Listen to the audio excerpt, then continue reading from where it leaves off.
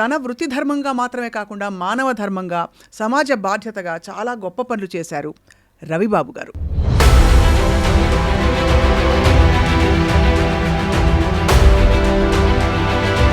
అసలు చిన్నప్పుడు మీకు క్లియర్ విజన్ ఉండేదా ఐఏఎస్ ఆఫీసర్ అవ్వాలని? మొట్టమొదటిసారిగా మా తండ్రి గారు నాకు ఇచ్చినటువంటి స్ఫూర్తి డాక్టర్ కావాలని చెప్పేసి. నేను ఎంత కష్టపడ్డా కూడా మా నాన్నగారి కోరిక నేను తీర్చలేకపోయాను. సమాజానికి ఒక మంచి పేరు, గుర్తింపు తెచ్చుకోవాలి అన్న ఉద్దేశంతో నేను ఈ కాంపిటేటివ్ ఎగ్జామ్స్ రాయటం ప్రారంభించాను. ఒక వివక్షపూరిత ధోరణి ఉండేదా సమాజంలో? లేదు, ఉండేది. మరోవైపు స్థిరపడాలని తల్లిదండ్రులు చెప్తారు కదా, అంటే ఫైనాన్షియల్ ఇండిపెండెంట్, ఉద్యోగం తెచ్చుకోవాలి. Very crucial decision. ఒక ఐపీఎస్ ట్రైనీ వారు ఈ మాట సందర్భంలో వాట్ ఇస్ యువర్ ఆప్షన్స్ అని అడిగారు. ఇప్పుడు నేను బోటనీ జువాలజీ అన్నాను. No it's a wrong choice. Anthropology తోటి నా విజయం సాధ్యమైంది. ఆ టైంలో మీరు ఐఏఎస్కి సెలెక్ట్ అయ్యారు అనగానే మైండ్ స్టేట్ ఎలా ఉండింది అప్పుడు? రిజల్ట్స్ కూడా ఇమీడియట్గా నేను చూసుకోలేదు. ఆఫ్టర్ 1 వీక్ తర్వాత నేను గ్రూప్ 1 సర్వీస్కి డిప్యూటీ కలెక్టర్గా సెలెక్ట్ అయ్యానని 1 వీక్ తర్వాత తెలిసింది. సివిల్ సప్లైస్ డిపార్ట్మెంట్లో చేశారు.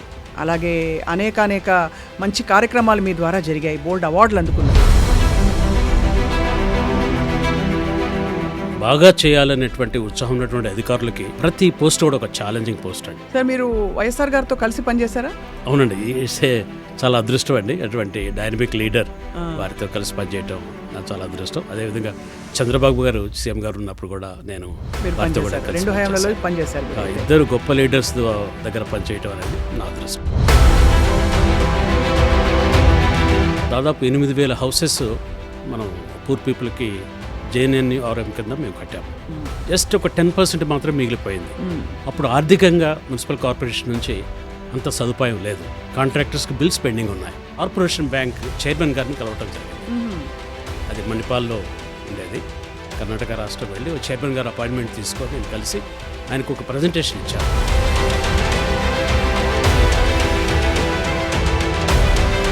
సార్, ఇంత ఎనర్జీ ఉంది, మీరు ఇంత తొందరగా ఎలా రిటైర్ అయిపోయారు సార్? అంటే ఇది రూల్స్ ప్రకారం రిటైర్ అయ్యారా లేకపోతే రూల్స్ ప్రకారం రిటైర్ అయ్యాను? అవునండి, రూల్స్ ప్రకారం రిటైర్ అయ్యాను. అంటే మీరు ఎందుకు రాజకీయాల్లోకి వచ్చే ప్రయత్నం చేయలేదు?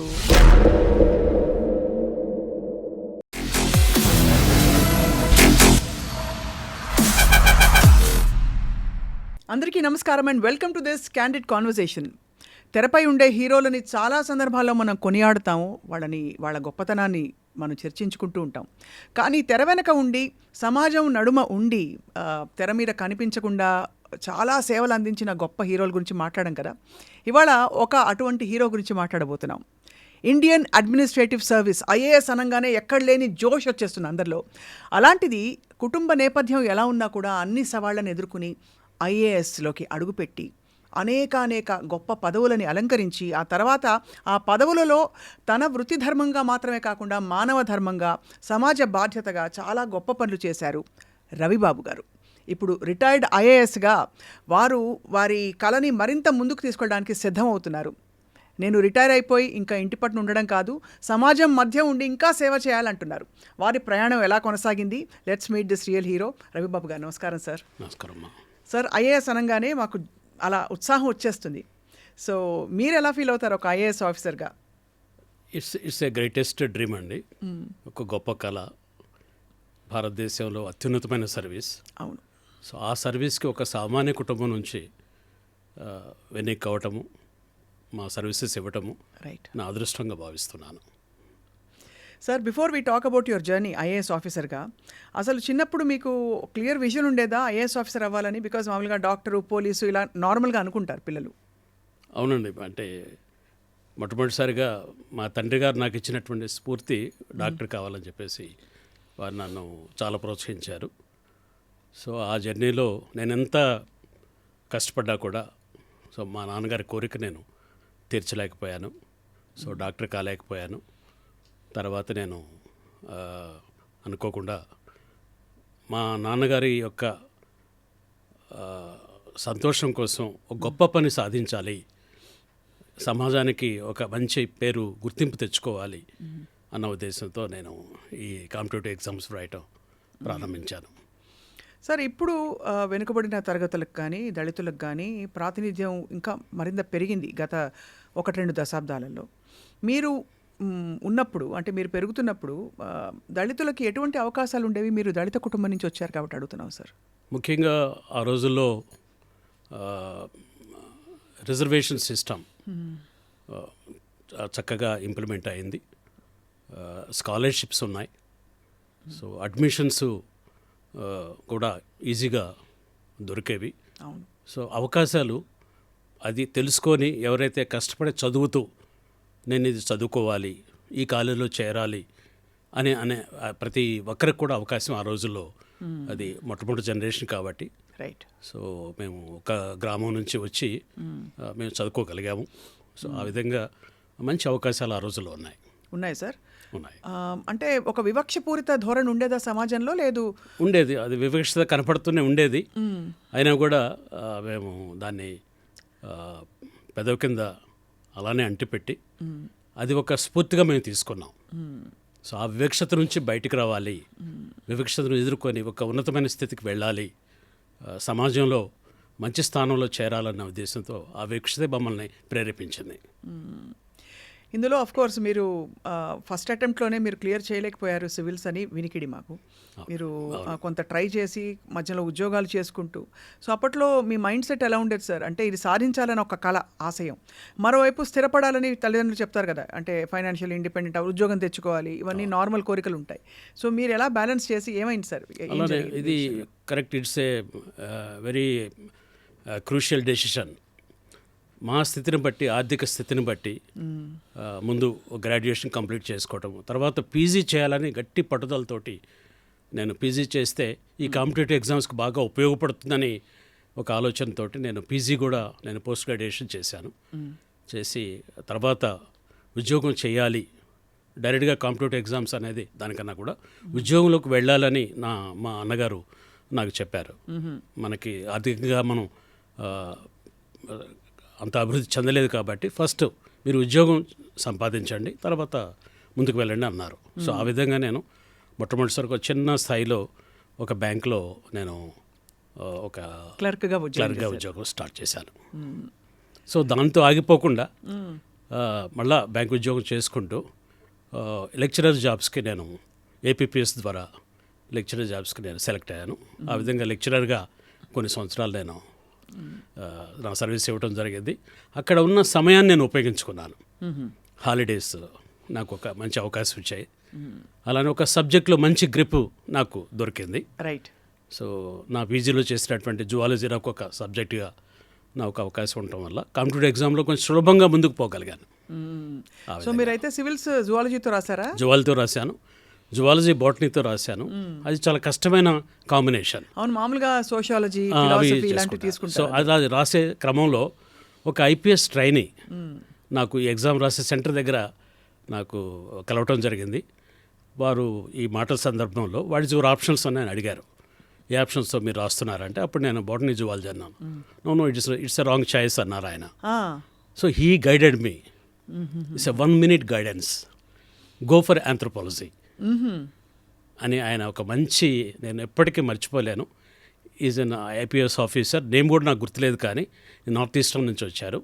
So he guided me 1 minute guidance. It's a divine guidance for me. So anthropology తోటి నా విజయం సాధ్యమైంది. ఎస్. ఎలా సార్ సివిల్స్ క్లియర్ చేస్తారా ఫస్ట్ అటెంప్ట్లోనే? నేను గ్రూప్ వన్లో సెలెక్ట్ చేసుకున్నాను. అక్కడ నుంచి నేను సివిల్స్కి వచ్చాను. Okay sir, amazing. అసలు అంటే ఆ టైంలో మీరు ఐఏఎస్కి సెలెక్ట్ అయ్యారు అనగానే వాట్ వాజ్ యువర్, మీరు ఐఏఎస్ ఆఫీసర్గా మీ మైండ్ స్టేట్ ఎలా ఉండింది అప్పుడు? పేరెంట్స్ ఏమన్నారు? సర్వీసెస్లో అదొక కళ అండి, సర్వీసెస్లోకి రావటం అనేది. సో యాక్చువల్గా నేను ఆ రోజుల్లో రిజల్ట్స్ కూడా ఇమీడియట్గా నేను చూసుకోలేదు. ఆఫ్టర్ 1 week తర్వాత నేను గ్రూప్ 1 సర్వీస్కి డిప్యూటీ కలెక్టర్గా సెలెక్ట్ అయ్యానని నాకు ఒక 1 week తర్వాత తెలిసింది.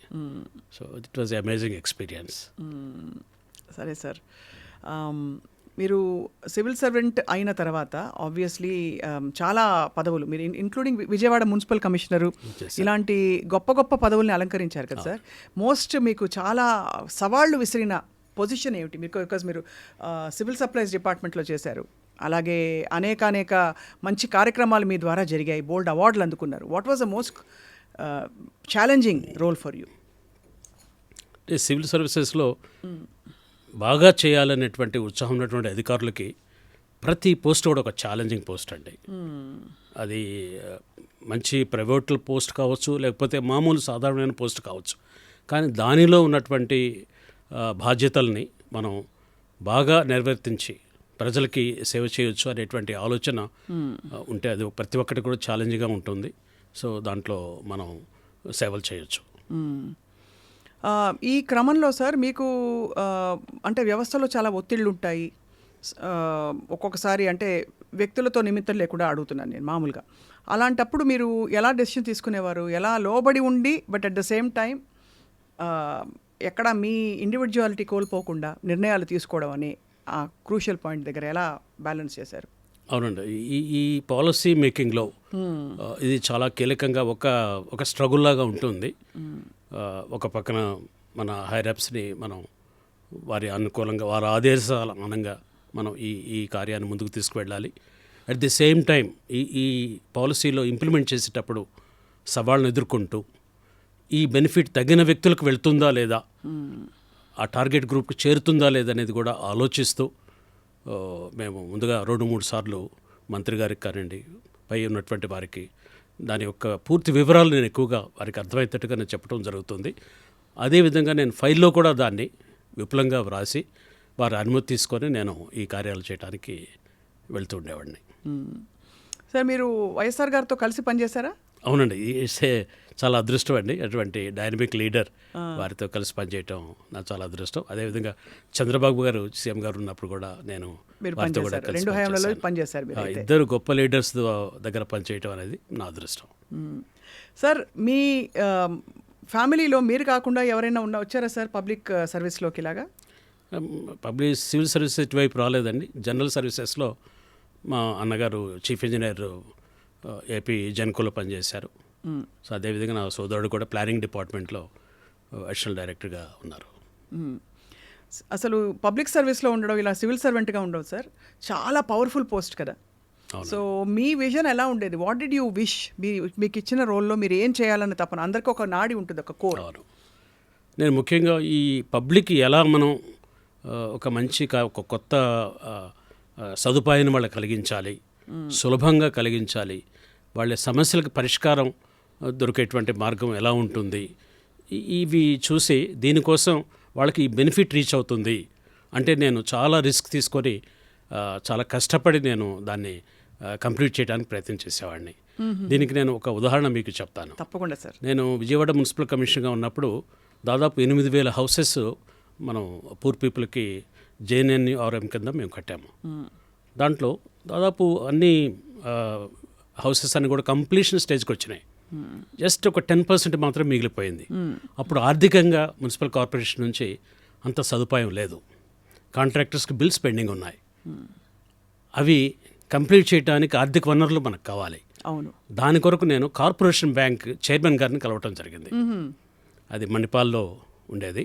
కర్ణాటక రాష్ట్రం వెళ్ళి చైర్మన్ గారు అపాయింట్మెంట్ తీసుకొని నేను కలిసి ఆయనకు ఒక ప్రజెంటేషన్ ఇచ్చాను. ఎందుకు ఇంత చిన్న అమౌంట్కి మీరు ఎందుకు ఒక 50-60 కోట్లు మాత్రమే లోన్ కోసం వెళ్ళాము, ఎందుకు ఇంత రిస్క్ తీసుకొని మీరు ఎందుకు వచ్చారు అని అడిగారు ఆయన. నేను ఒకటే చెప్పాను, అక్కడ ఈ 6,000 హౌసెస్ నేను షిఫ్ట్ చేస్తే ఈ 6,000 మంది ప్రజలు చాలా బీదవారు. అటు కెనాల్స్ పక్కన, రోడ్డు పక్కన ఎంక్రోచ్మెంట్స్లో అతి దమనీయమైన స్థితిలో చిన్న చిన్న ఇళ్లలో వాళ్ళు ఉంటూ ఉన్నారు. ఒక చిన్న గదిలో ఒక 5-6 వ్యక్తులు ఉంటారు. వారందరికీ ఈ సదుపాయం కలిగిస్తే వాళ్ళు ముందు రెంటల్స్ బర్డన్ నుంచి విముక్తి అవుతారు, మంచి ఆరోగ్యకరమైనటువంటి ఇంట్లో ఉంటారు, పిల్లలకి మంచి సదుపాయాలు, ఆ డబ్బుని రెంట్లకి ఏదైతే మనం ఖర్చు పెడుతూ 3,000-4,000 కడుతూ ఉన్నామో అది పిల్లల చదువులకి, వాళ్ళ ఆరోగ్యానికి, ఆ కుటుంబానికి ఉపయోగపడుతుంది. త్వరగా వాళ్ళని ఆ కొత్త ఇంట్లోకి ఇచ్చి వారికి ఈ సదుపాయం కలిగిస్తే ఆ కుటుంబంలో చాలా మార్పు వస్తుందని వారికి నేను ఎక్స్ప్లెయిన్ చేశాను. అది వారికి బాగా నచ్చి ఇమీడియట్గా ఆ లోన్ శాంక్షన్ చేశారు. ఆ విధంగా హౌసెస్ కంప్లీట్ చేసి విజయవాడ పట్టణంలో చాలామందికి ఈ పథకం ద్వారా నేను లబ్ధి చేకూర్చాను. డైరెక్ట్గా ప్రజలకి మనం చేసిన పని వల్ల మంచి జరిగింది అన్నప్పుడు వాళ్ళ మొహాల్లో చిరునవ్వు, సంతృప్తి, ఒక నమ్మకం, అది ఊహించుకోవడం చాలా కష్టం సార్. అంటే అవునండి, వాళ్ళు ముఖ్యంగా అది ఆ బెనిఫిట్ చేరినప్పుడు ఇంకొక అనుభవం కూడా మీకు చెప్తాను. విజయవాడ మున్సిపల్ కమిషనర్గా ఉన్నప్పుడు చాలామంది వర్కర్స్ చాలా చిన్న వయసులో చనిపోతారు. ఆ, ఎందుకంటే వాళ్ళు హెజోడియస్ జాబ్ చేస్తారు. ఒడవటము, డ్రైనేజ్ క్లీన్ చేయటము, ఇవన్నీ కూడా హెల్త్ పాడవుతూ ఉంటుంది, చనిపోతారు. వాళ్ళకి కారుణ్య అపాయింట్మెంట్స్ వాళ్ళ పిల్లలకి ఇవ్వాలి. సో ఆ విధంగా నేను వెళ్ళి అక్కడ చెక్ చేసినప్పుడు దాదాపు 250 మందికి ఈ కంపాషనేట్ అపాయింట్మెంట్స్ పెండింగ్ ఉన్నాయి. అవి నేను ఒక 1 వీక్ 1 మంత్లోనే అన్ని ఎంక్వైరీస్ చేయించి వారి కుటుంబాలకి నేను ఉద్యోగాలు ఇవ్వాలని చెప్పేసి వారికి ఉద్యోగం ఇచ్చాను. అప్పుడు వాళ్ళ కళ్ళల్లో ఆనందం చాలా గొప్పగా అనుభూతి నేను చూశాను. సో ఆ విధంగా ఎవరికైతే అది ఆ బెనిఫిట్ చేరాలో వారి కోసం నేను ప్రత్యేకంగా శ్రమ తీసుకొని దాని మీద దృష్టి పెట్టి ఆ బెనిఫిట్ని వాళ్ళకి అందేటట్టు చేసేవాడిని. సార్, వెనుకబడిన తరగతుల అభ్యున్నతి కోసం కూడా మీరు చాలా ప్రత్యేక కృషి చేశారు. బికాస్ మీరు డైరెక్ట్గా కష్టాలు చూశారు. అవునండి. అండ్ సో ఎలాంటి కార్యక్రమాలు మీకు విజయాన్ని ఇచ్చాయి సార్ ఇటువంటి? ముఖ్యంగా ఈ బడుగు బలహీన వర్గాలు, దళిత, ఆదివాసీలకి అభివృద్ధి అనేది చాలా కీలకమైనటువంటిది. అవును. వాళ్ళ జీవితాల్లో మార్పు రావాలంటే అభివృద్ధి ఒక ముఖ్యమైనటువంటి సాధనం. నా ఉద్దేశంలో అండి, అభివృద్ధిలో విద్య, ఆరోగ్యం, ఉపాధి, ఈ 3 లేకుండా అభివృద్ధి ఉండదు. కరెక్ట్. సో ఈ 3 ఒకేసారి మనం ఇవ్వాలి, కలిగి ఉండాలి. ఈ 3ని దృష్టిలో పెట్టుకొని మన ప్రణాళికలో ఉండాలి. ముఖ్యంగా విద్య ద్వారా ఆ కుటుంబం అభివృద్ధి చెందాలి. అవును. సో విద్య అనేది ఒక ప్రాథమికమైనటువంటి అంశం. అవును సార్. ఆ కుటుంబంలో పిల్లలు చదువుకొని గ్రాడ్యుయేట్ అయ్యి మరి ఉపాధికి అవకాశాలకి వాళ్ళకి సంసిద్ధం కావాలి. అవును. అప్పుడే ఆ కుటుంబంలో వెలుగు మనం చూడగలుగుతాం. కరెక్ట్. సో ఈ జర్నీలో తల్లిదండ్రులకు ఆరోగ్యం ఉండాలి. అవును సార్. తల్లిదండ్రులు ముఖ్యంగా తల్లికి మరి ఆరోగ్యం ఉండాలి. ఆ కుటుంబాన్ని సంరక్షించేటువంటి బాధ్యత తల్లిదండ్రులు ఇద్దరి మీద ఉంటుంది. వారు ఆరోగ్యంగా ఉండి వాళ్ళు కష్టపడి పనిచేసి ఆ శ్రమను పిల్లలకి ముందుకు తీసుకుపోవడానికి ఉపయోగపడుతుంది. సో దాంతోనే ఈ పిల్లలు కూడా, అందుకని ప్రభుత్వం ఇచ్చేటువంటి హాస్టల్స్, కాలేజీలో వాళ్ళు చేరి వాళ్ళు ఆ విద్యను కంప్లీట్ చేస్తే this is a journey of 10 సంవత్సరాల సమయం పడుతుంది. అవునండి. ఒక కుటుంబం అభివృద్ధి చెందాలి అంటే ఇట్స్ నాట్ ఏ మ్యాజిక్. ఒక 1 ఇయర్లో, 1 సంవత్సరంలో, ఒక 5 సంవత్సరాల్లో ఆ కుటుంబం మనం పైకి తీసుకురాలేము. దీనికి ఎంతో పట్టుదలతోటి ఒక ప్రణాళికబద్ధంగా మనం ఈ విద్యా, ఆరోగ్యాన్ని, అవకాశాన్ని మనం ఒక ప్యాకేజ్ లాగా ఇచ్చి ఆ కుటుంబానికి మనం అందించగలిగితే తప్పనిసరిగా ఒక డికేడ్, ఒక 10 సంవత్సరాల కాలంలో ఆ కుటుంబంలో మనం వెలుగులు చూస్తాం. తప్పకుండా సార్. మనం చాలామంది అనుకుంటాం మనం పెన్షన్ ఇచ్చాం కదా, చిన్న సదుపాయాలు మనం ఇస్తున్నాము, చిన్న మనం ప్రతి కుటుంబానికి మనం ఏదో ఒక సహాయం చేస్తున్నాం, మన ప్రభుత్వం సహాయం చేస్తూ ఉంది. ఇవి మౌలికంగా కొంతవరకు ఆ కుటుంబానికి ఆధారంగా ఉపయోగపడతాయి. లిఫ్ట్మెంట్కి సాధ్యం కాదు అది. ఇది అభివృద్ధిని మాత్రం అవి దైనందిన కార్యక్రమాలకు అది సహాయపడుతుంది. అవును. కానీ అభివృద్ధి మనం చూడలేము. అభివృద్ధి అంటే ఎలాగంటే అండి, నేను ఒక మాటలో చెప్తాను. ఒక కుటుంబం, ఒక వ్యక్తి తన సంపాదనలో ఈవినింగ్ ఇంటికి చేరే ముందు 1 డజన్ అరటిపళ్ళు తీసుకొని పోయి ఆ కుటుంబాన్ని సంతోషపెట్టగలుగుతున్నారా? అతని సంపాదనలో ఆ సాటిస్ఫాక్టరీ లెవెల్ ఆ కుటుంబానికి చేరాలి. సో ఆ కుటుంబంలో ఒకళ్ళే ఏదో ఉద్యోగం సంపాదించి అతను వస్తే ఆ కుటుంబం పైకి వచ్చినట్టు కాదు, సంపూర్తిగా అభివృద్ధి కాదు అది. అవును. కుటుంబంలో 2 ముగ్గురు. అవును. సో ఒక అమ్మాయి ఉంటే టీచర్ కావాలి, ఒక అబ్బాయి ఉంటే కానిస్టేబుల్ కావాలి, ఇంకొకరు ఉంటే ఒక ఇంజనీర్ కావాలి. It's a package. అందరూ ఒకేసారి. అభివృద్ధి అనేది ఎట్ ఎ టైం. అవును. It's not instrumental. ఒకళ్ళ తర్వాత అనేది కాదు ఇక్కడ. అందరూ ఎట్ ఎ టైం. అభివృద్ధి అనేది ఎట్ ఎ టైం అండ్ అన్రివర్సబుల్. అవును. అభివృద్ధి సాధించిన తర్వాత మళ్ళీ ఎన్నికపోరు.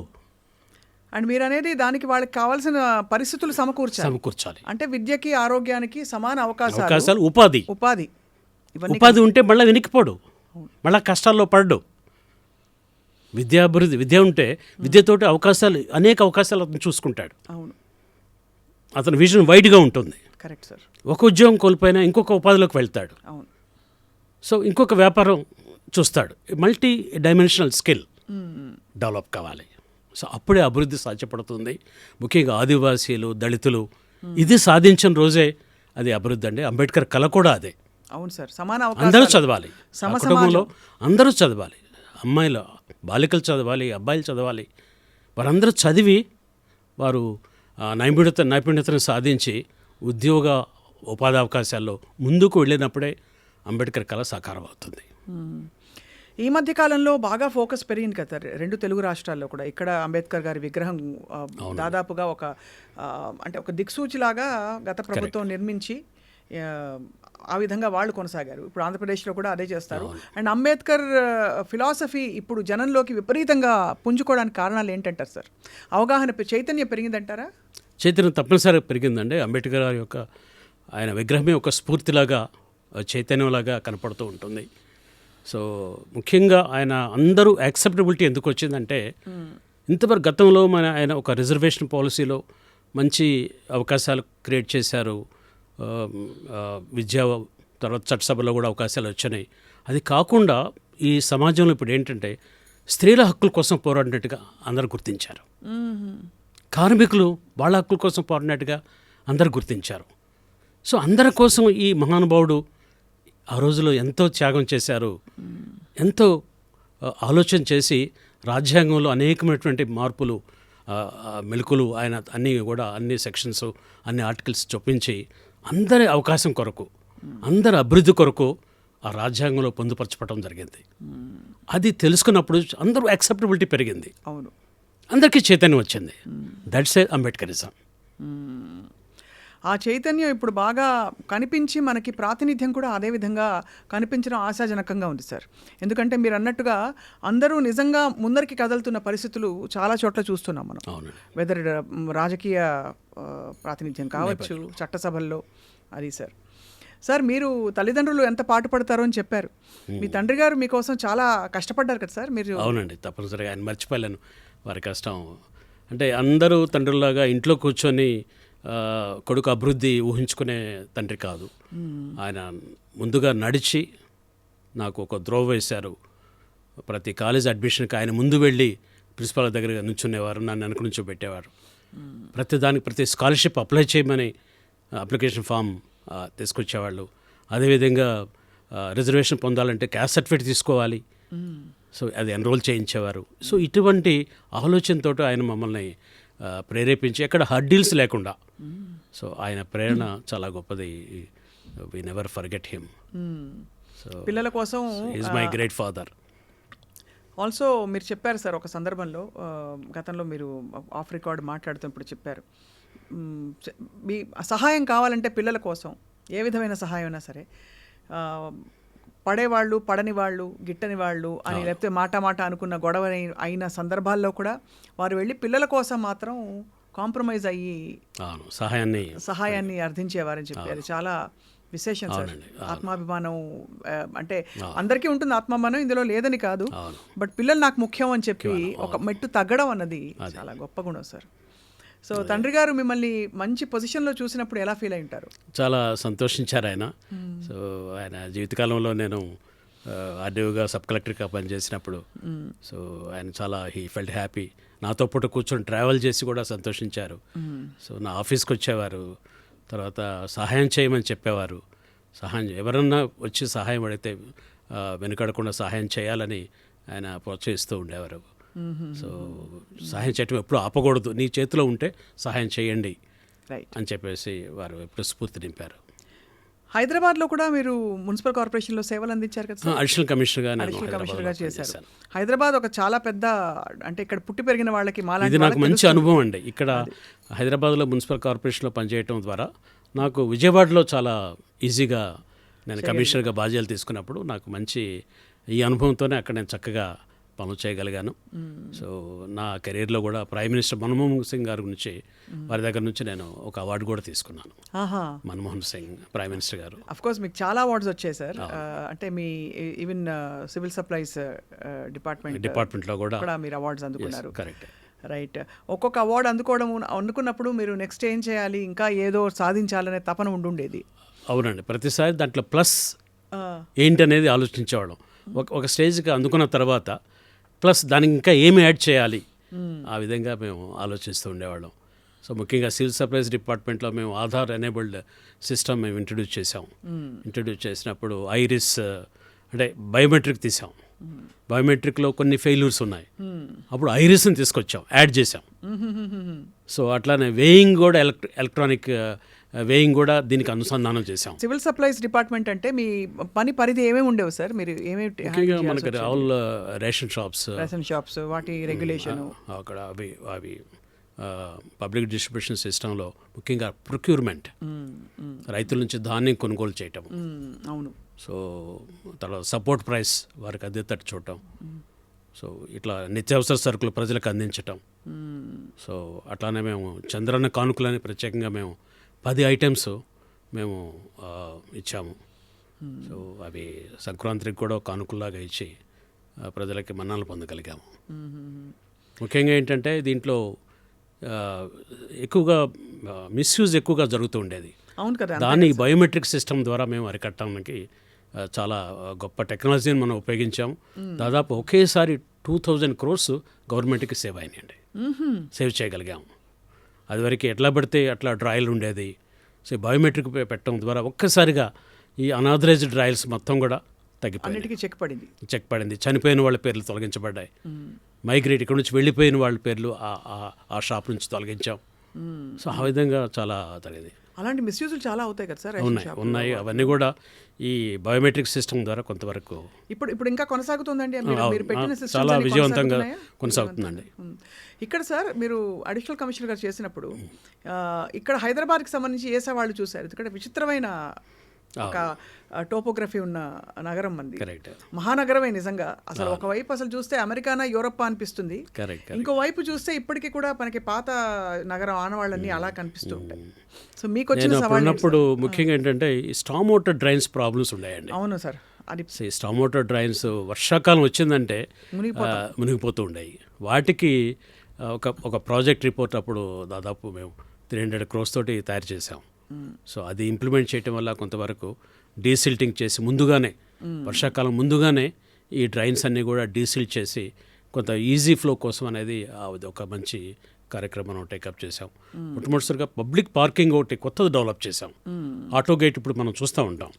అది ఫస్ట్ మనం జిహెచ్ఎంసీలో స్టార్ట్ చేసాం. అది కార్డ్ తోటి హ్యాండ్ హెల్డ్ డివైస్ ఇప్పుడు వస్తుంది కదా, అది ఫస్ట్ మనం స్టార్ట్ చేసాం. సో ఈ రెండు అప్పుడు సంజయ్ జాజు గారు మున్సిపల్ కమిషనర్గా ఉండేవారు, వారి ఆధ్వర్యంలో ఈ కార్యక్రమాలు చేశాం. అట్లానే elections, first MLC elections house legislative కౌన్సిల్ని రీస్టార్ట్ చేశారు రాజశేఖర రెడ్డి గారు. సో దానికి ఏర్పాట్లు కూడా నేనే చూశాను. సో ఆ రూల్స్ తయారు చేశాను. సో ఫస్ట్ మళ్ళీ రీఇన్స్టిట్యూట్ చేసినప్పుడు ఎన్టీ రామారావు గారు కౌన్సిల్ని వారు తొలగించారు. తర్వాత రాజశేఖర రెడ్డి గారు వారు రీఇన్స్టిట్యూట్ చేశారు. దానికి అన్ని ఏర్పాట్లు, రూల్స్ తయారు చేయటం అవన్నీ కూడా నేను కీలక పాత్ర పోషించారు. సో చాలా సంతృప్తికరమైన జర్నీ మీద. చాలా what was your biggest achievement and personal fulfilment sir ఈ మొత్తం జర్నీలో? 33 సంవత్సరాలు మీరు అంటే సర్వీసెస్లో ఉన్నారు కాబట్టి. ముఖ్యంగా ఈ పట్టణాభివృద్ధిలో నేను చాలా సంతృప్తికరమైనటువంటి రిజల్ట్స్ నేను తీసుకొచ్చాను. విజయవాడ సిటీ రూపురేఖలు మార్చాం. దాదాపు నా టైంలో 500 నుంచి 700 కోట్ల రూపాయల వరకు ఖర్చు చేసి రోడ్ వైడనింగ్స్ కానివ్వండి, తర్వాత బీఆర్టీఎస్ రోడ్ అని ఒక ప్రత్యేకంగా స్పెషల్ ఒకటి ప్రాజెక్ట్లో కూడా కంప్లీట్ చేశాం. దాదాపు 8000 హౌసెస్ కంప్లీట్ చేశాము. సో పట్టణంలో ఉన్నటువంటి ముఖ్యంగా విజయవాడ పట్టణాన్ని అది రాబోయే క్యాపిటల్కి సిద్ధపరిచాను నేను. సో ఆ విధంగా drainage system, sewerage system, drinking water ఇవన్నీ కూడా ఎక్స్ట్రా అవి ఈ ప్రాజెక్ట్స్లో శాంక్షన్ చేయించి అప్పుడున్న పాపులేషన్ కన్నా ఎక్కువ మందికి ఉపయోగపడేటట్టుగా దాన్ని చేయటం అనేది ఇట్స్ ఎ బిగ్గెస్ట్ ఛాలెంజ్. నాకు చాలా మంచి పేరు వచ్చింది, మంచి సంతృప్తికరంగా చేయగలిగాం. కానీ రవిబాబు గారు, మనం మామూలుగా చూస్తే ఇప్పటికీ అంటే చాలా ఇప్పుడు మనకు ఎలా అయితే తెలంగాణలో కొన్ని వెనుకబడిన ప్రాంతాలు ఉన్నాయో, ఇప్పటికీ రాయలసీమలో లేదు ఉత్తరాంధ్రలో అక్కడ మనకి సమగ్రమైన అభివృద్ధి అంటే ఇంకా జరగాల్సింది చాలా ఉందని మనకు తెలుసు కదా సార్. సో ఆ ప్రాంతాల అభివృద్ధి ఒకవేళ జరగాలంటే మీరు మీ అడ్మినిస్ట్రేటివ్ ఎక్స్పీరియన్స్తో ఏం చేయాలని భావిస్తారు sir? What kind of development should happen in Rayalaseema and other backward areas ఏపీలో, అలాగే ఇక్కడ తెలంగాణలో కొన్ని ప్రాంతాలు? ఏ వెనుకబడిన ప్రాంతమైనా అభివృద్ధి చెందాలంటే మౌలిక వసతులు బాగా అభివృద్ధి చెందాలండి. అక్కడ విద్యా రంగంలో కూడా ఎక్కువ అభివృద్ధి సాధించాలి. అట్లానే విద్య సాధించిన తర్వాత ఉపాధి అవకాశాలు పెంచడానికి మనం అక్కడ కొన్ని ప్రత్యేకమైనటువంటి పరిశ్రమలు కానివ్వండి, అనుబంధ సంస్థలు కానివ్వండి. సో ఎప్పుడైతే మౌలిక వసతులు పెంచుతామో ఈ ఈ ఇన్ఫ్రాస్ట్రక్చర్తో పెంచుకుంటూ పోతే అక్కడ అభివృద్ధి స్టార్ట్ అవుతుంది. అవును, అక్కడ కొత్త ప్రాజెక్ట్స్ వస్తాయి. అది ఇరిగేషన్ పొటెన్షియల్ ఉంటే ఇరిగేషన్ పొటెన్షియల్ వస్తుంది. పారిశ్రామిక పరంగా అక్కడ నియరెస్ట్ పోర్ట్స్ కానీ నియరెస్ట్ రైల్వే నెట్వర్క్ కానీ ఉంటే అక్కడ పరిశ్రమలు రావడానికి ఎక్కువగా ఉంటుంది. అట్లా కాకుండా న్యాచురల్ రిసోర్సెస్ దాన్ని ట్యాప్ చేయాలి. అవును. సో అవి ట్యాప్ చేస్తే తప్పనిసరిగా తక్కువ సమయంలో మనం అక్కడ అభివృద్ధి సాధించవచ్చు. సో ఇవి ట్యాప్ చేయటానికి ముఖ్యంగా మౌలిక వసతులతోటి ప్రారంభం కావాలి. అవును, ఎకో సిస్టమ్ క్రియేట్ అవ్వాలి, క్రియేట్ కావాలి. Ride and roll network, so అది స్టార్ట్ చేయాలి. సో ఇరిగేషన్ పొటెన్షియల్ ఉంటే దాన్ని ప్యారలల్గా మనం స్టార్ట్ చేయాలి. సో రైతులకి అక్కడ రైతు కూలీలకి అవకాశాలు మెండుగా వస్తాయి. అట్ ది సేమ్ టైం ఇంత అభివృద్ధి చేసేటప్పుడు మరి విద్యా అవకాశాలు కూడా పెంచాలి. అవును, పెంచితే అప్పుడు క్విక్గా develop. It's at a time madam. అవును, ఇవన్నీ కూడా ఒకటి తర్వాత ఒకటి చేసుకుంటే కాదు. ఇది కాంప్రహెన్సివ్గా మనం ఆలోచించే పాలకులు. సో దీని అన్నిటి కూడా ఒక్కో దానికి బేస్ చేసుకొని ఇంటర్ రిలేటెడ్గా అన్నీ ఒకేసారి ముందుకు తీసుకుపోతూ ఉంటే సడన్గా మనకి అభివృద్ధి కనపడుతుంది. అవును, it's just like sun rise. మనం రాత్రంతా కష్టపడి వెయిట్ చేస్తూ ఉంటాం. ఎర్లీ మార్నింగ్ ఒక్క క్షణంలోనే సూర్యుడు ఉదయిస్తాడు. అదేవిధంగా మనం ఈ వెనుకబడిన ప్రాంతాల్లో మౌలిక వసతులు, అట్లానే విద్యకు సంబంధించినటువంటి ఇన్స్టిట్యూషన్స్, అట్లా న్యాచురల్ రిసోర్సెస్ని మనం ట్యాప్ చేయడం కోసం అక్కడ గనులుంటే గనులు, లేకపోతే మరి ఏమి ఉన్నాయో అవన్నీ చూసి వాటికి తగిన విధంగా అభివృద్ధి పరచడానికి. సో ఇవన్నీ ఒకేసారి ప్లాన్ చేసి మనం ప్రభుత్వం ఒక ప్రణాళికబద్ధంగా ముందుకు వెళితే చాలా తక్కువ సమయంలో ఆ వెనుకబడిన ప్రాంతాన్ని మనం ఆ మ్యాప్ నుంచి తీసేయచ్చు. అవును, వెనుకబడి ప్రాంతంగా కాకుండా ఇట్స్ ఏ డెవలపింగ్ ఏరియాగా మనం మార్చేయచ్చు. అందరి దృష్టి అక్కడ మనం అందరి దృష్టి అటువైపు వెళ్ళాలంటే అందరి దృష్టితో అక్కడ పనిచేయాలి. అంతే, అందరి దృష్టి అక్కడ పెట్టి పనిచేయాలి. అవును సార్. సో ఆ విధంగా సమగ్రమైనటువంటి అభివృద్ధికి సాధ్యపడుతుంది. సాధ్యమండి, చేయగలం. సార్, ఇంత ఎనర్జీ ఉంది, మీరు ఇంత తొందరగా ఎలా రిటైర్ అయిపోయారు సార్? అంటే రూల్స్ ప్రకారం రిటైర్ అయ్యారా లేకపోతే రూల్స్ ప్రకారం రిటైర్ అయ్యాను? అవునండి, రూల్స్ ప్రకారం రిటైర్ అయ్యాను. మేబీ మరి ఆ రోజుల్లో కొంచెం ఏమన్నా ఏజ్ నాది ఎక్కువ వేసారేమో తెలియదు కానీ సో సంభవ్ ఎర్లీగా రిటైర్ అయ్యాము. సో ఇంకా ఎనర్జీ నెక్స్ట్ అని ఎప్పుడైనా ఆలోచిస్తారా సార్ మీరు? అంటే మీరు ఎందుకు రాజకీయాల్లోకి వచ్చే ప్రయత్నం చేయలేదు? అంటే చేస్తామండి, ఉత్సాహం ఉంది. సో ప్రోత్సహిస్తే తప్పనిసరిగా ప్రజాసేవలోకి నిరంతరం పనిచేయాలని చెప్పేసి వారి అభివృద్ధికి కొత్త ప్రణాళికలు తీసుకొచ్చి తక్కువ సమయంలో వారిని అభివృద్ధి చేయడానికి చాలా ఎనర్జీ ఉపయోగించాలని చెప్పేసి నాకు ఉత్సాహంగా ఉంటుంది.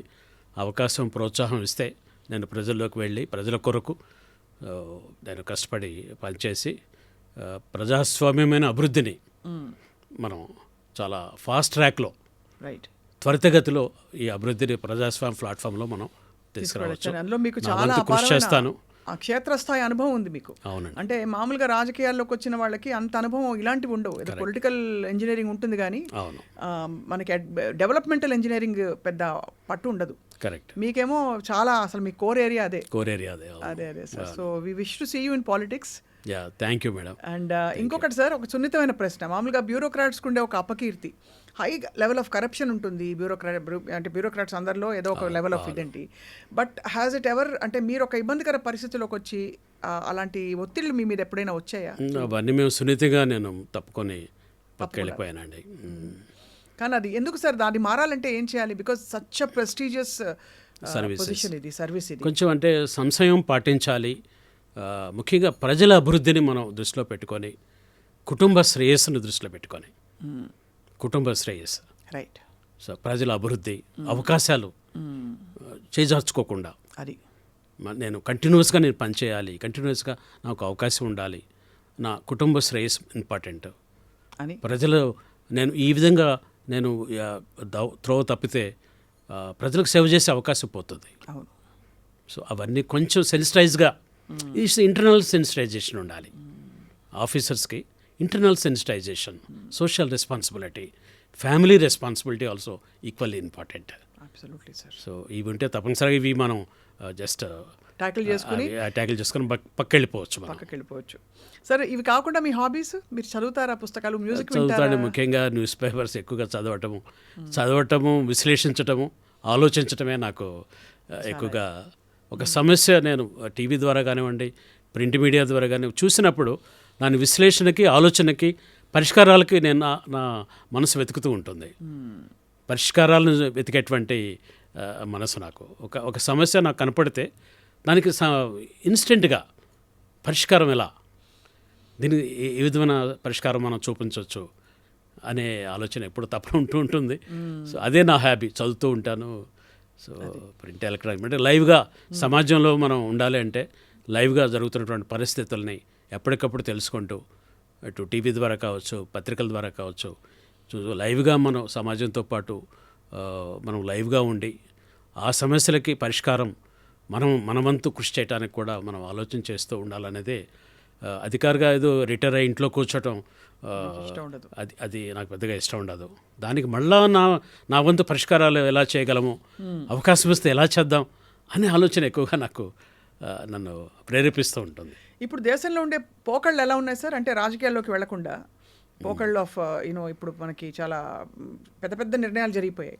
ఒక డిమానిటైజేషన్ జరిగింది, నల్లధనాన్ని వెనక్కి తీసుకొచ్చే ఒక కార్యక్రమం మొదలుపెట్టారు, రామమందిర నిర్మాణం జరిగింది. ఇవన్నీ కూడా ఎటువైపు వెళ్తున్నాయి? కామన్ సివిల్ కోడ్ అంటున్నాము. సో వాట్ ఈస్ యువర్ మీ ఆలోచన ఏంటి దీనిపై సార్? ఒకటండి, మనకి ఇవన్నీ కూడా చూసినప్పుడు కాన్స్టిట్యూషన్ ఈజ్ ఇది హోప్.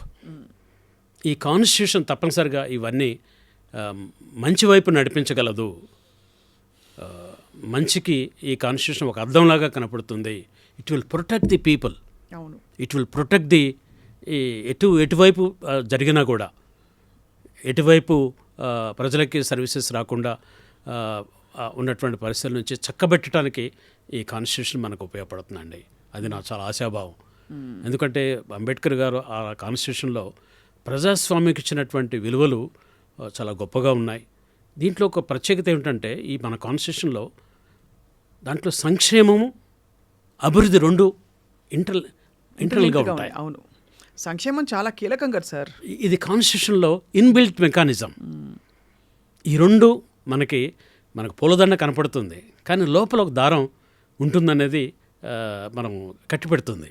అవును, అదేవిధంగా మన కాన్స్టిట్యూషన్ కూడా ఈ ప్రజాస్వామ్య విలువల్ని కాపాడుతూ అది ముందుకు తీసుకుపోతుంది. ఈ దేశానికి తప్పనిసరిగా మంచి మార్గాన్ని ఇస్తుంది. అప్పుడప్పుడు చిన్న చిన్న డీవియేషన్స్ ఉన్నా కూడా it will correct it self. అంటే మన కోర్సు, మన ప్రయారిటీస్, మన అజెండా దేశానికి ఏమిటి అనే కోణం. నవతరం నవ పొలిటీషియన్స్గా వచ్చేవారు దీన్ని చాలా అధ్యయనం చేసుకోవాలి. దేశానికి ఎటువంటి దార్శనికతతో కూడినటువంటి నాయకత్వం కావాలి అనేది యువ నాయకుల మీద ఆధారపడింది. అవును, వారు గట్టిగా ఈ ప్రజాస్వామ్య విలువల్ని, మన రాజ్యాంగాన్ని దృష్టిలో పెట్టుకొని వాళ్ళు ఆశయాలు ముందుకు తీసుకుపోతే ఇది సాధ్యం. Finally sir, I would like to ask you, మీరు చాలామంది ఇటువంటి మార్గంలో నడుస్తూ మీలాగా మంచి ఐఏఎస్ ఆఫీసర్ అవ్వాలంటే, లేదు సివిల్ సర్వీసెస్లో ఐపీఎస్ వాట్ ఎవర్ సేవలు అందించాలంటే వాళ్ళకి మీరు ఇచ్చే సూచన, సలహా ఏంటి సార్? తప్పనిసరిగా అండి, ఇది ఒక యువతరం వాళ్ళ చదువుల్లో ఉన్నప్పుడే ఒక గోల్గా పెట్టుకొని దానికోసం పట్టుదలతో చదివి, ముఖ్యంగా ఆశయం కోసం, అంటే మనం ఈ సివిల్ సర్వీసెస్ సాధించేది ఏదో ఫైనాన్షియల్గా పైకి వస్తామని, స్థిరపడతామని అలా కాదు. దాంతోపాటు సేవలు చేయొచ్చు, ఉత్తమమైన సేవలు అందించడానికి, సమాజంలో ఉన్నటువంటి రుగ్మతల్ని తగ్గించడానికి. సో ఇది మంచి ఆయుధంగా ఉపయోగపడుతుంది.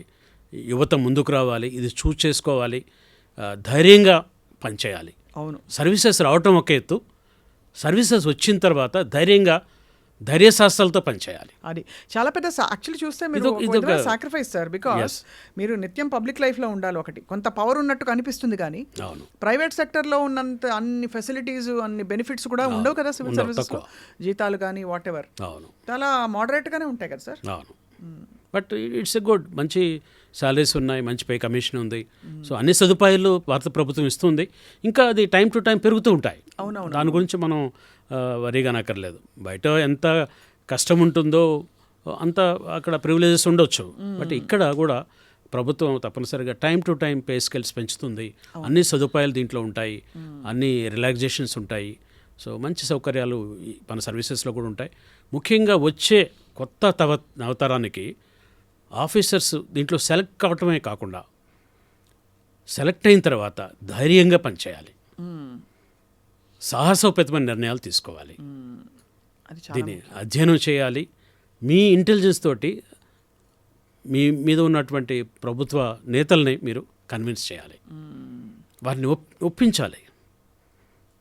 ఈ పాలసీల మీద మంచి చెడుల వరకు క్లియర్గా మనం వారి ముందు పెట్టి వారి సలహాలు తీసుకొని మార్పులు చేర్పులు చేసి ప్రజలకు ఎట్ లార్జ్ మంచి జరుగుతుంది అనే నిర్ణయాలకి ధైర్యంగా తీసుకోవాలి.